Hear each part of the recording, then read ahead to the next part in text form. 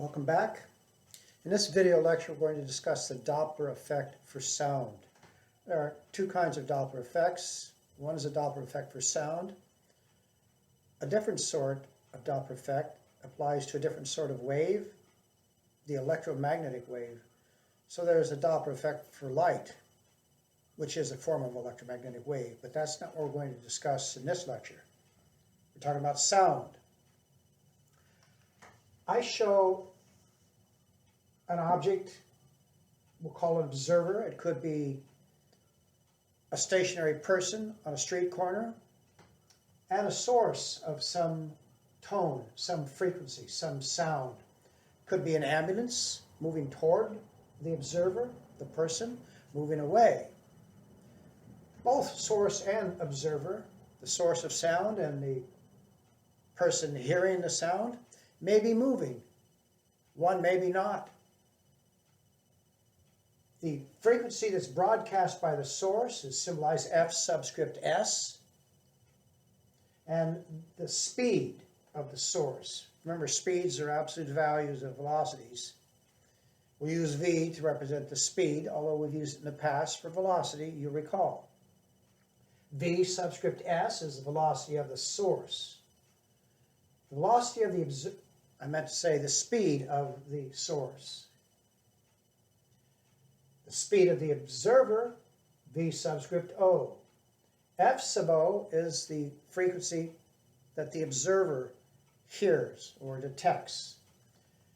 The equation in the box shows how to calculate the frequency that would be heard by the observer, F sub O.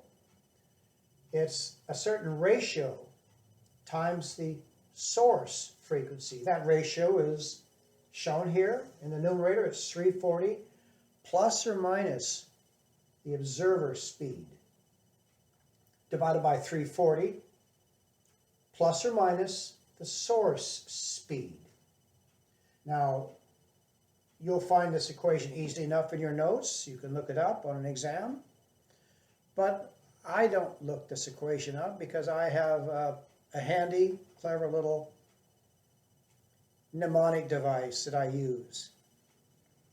In reading left to right, we go from O to S in alphabetical order. And the other order in which reading is done is top to bottom. The subscript at the top is O, at the bottom is S, alphabetical order. You don't have to use that mnemonic device if you don't like it. I like it.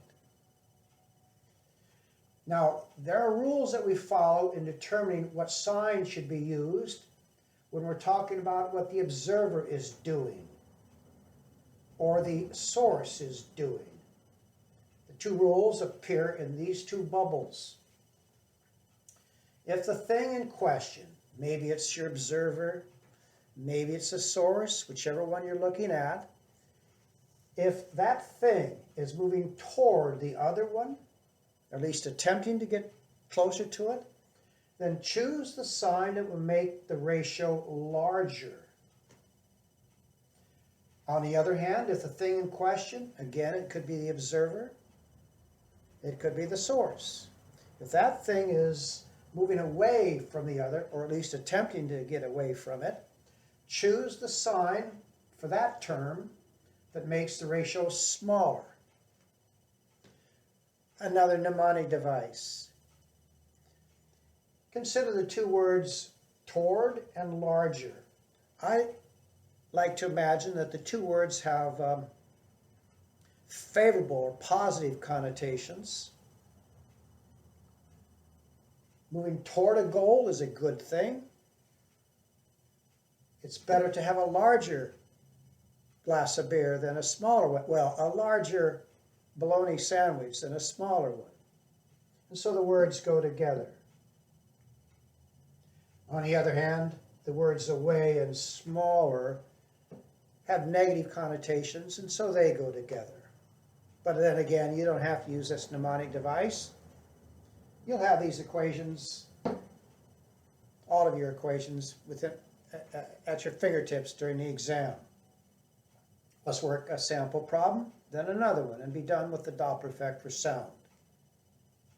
First example, I show an observer moving toward a source at a speed of 60 meters per second. At the same time, the source is moving toward the observer at 40 meters per second speed. Remember, these are speeds. There are no negative signs associated with these numbers. The source is broadcasting 3,000 hertz frequency. We want to know what frequency the observer hears. Well, substituting for f sub s in this equation, we have 3,000. Now comes the ratio. Let's discuss the thing in the numerator, at the top of the ratio. It's the observer. The observer is moving toward the source, so the word toward goes with the ratio larger. So we choose the sign in front of the 60, the observer speed, that makes the ratio larger. We don't choose a negative sign. That would make the numerator smaller and the ratio smaller. As for the source sign that goes here, the source is moving toward the other thing. Again, this rule here is invoked. You want to choose a sign that's downstairs in the ratio, such that it makes the ratio larger. You're not going to make the ratio larger by adding 40 to 340. That will just make the denominator larger and the ratio smaller. We're looking for a larger ratio. So you choose a negative sign to make the denominator smaller, which makes the ratio larger. All right, so now we're ready to grind this out on our calculator. The numerator is 340 plus 60 is 400. 400 upstairs. Subtract 40, 300 downstairs. The ratio is 4 over 3. 4 over 3 times 3,000 is, you'll have to trust me on this math, it's 4,000 hertz. One more example. The second of the two. Coming up now. We have an observer moving, no, we're down here. We have an observer moving to the left at 30 meters per second. A source moving in this direction with an unknown speed. It's broadcasting 2,600 hertz. The observer hears 2,000 hertz. Substituting, we have this and that, and the rules I gave you earlier, shown here and there, apply. In this case, both the observer and the source are moving away from the other thing. So you choose the sign that makes the ratio smaller. Numerator sign is negative, makes the numerator smaller than it would be if you added. Adding the denominator term, the plus sign there, makes the denominator larger, which makes the ratio smaller. So we're good to go with this equation. You can solve that equation easily enough, and I'll tell you now what the result is. I'm sure you're looking forward to seeing the result.